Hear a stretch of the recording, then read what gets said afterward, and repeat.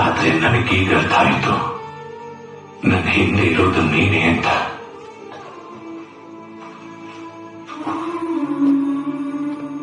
ಶಿವಯ್ಯ, ನಾನು ಮತ್ತೆ ಹುಟ್ಟಿರೋ ತರ ಇದೆಯಯ್ಯ. ಎಲ್ಲೊಳಿದ್ರು ನೀನೇ ಕಣ್ಣಕ್ಕೆ ಬೀಳ್ತಿದ್ಯಾ.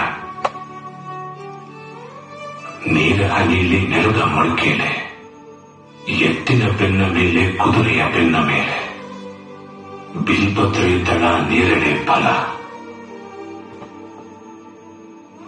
ಉಸಿರು ಕೊಡೋ ಕೋಶ, ಗೋಮಾತೆಯ ಕಿಚ್ಚಲು, ಅಮ್ಮನ ಪ್ರೇಮಸ್ಥಾನ, ಆಕಾಶ ಭೂಗೋಳ ಎಲ್ಲ ಲಿಂಗಾಕಾರದಲ್ಲೇ ಕಾಣಿಸ್ತಿದೆಯಯ್ಯ.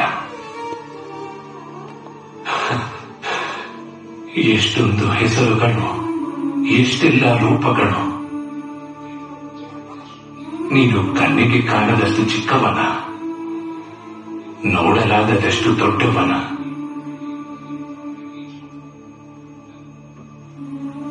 ಅನುಭವಿಸದೆ ಹೋದರೆ ನೋವು ಅನುಭವಕ್ಕೆ ಬಂದರಷ್ಟೇ ಬದುಕುತ್ತೆಯದು. ನಾನಿನ್ನು ನಿನ್ನ ಬಿಡೆನು,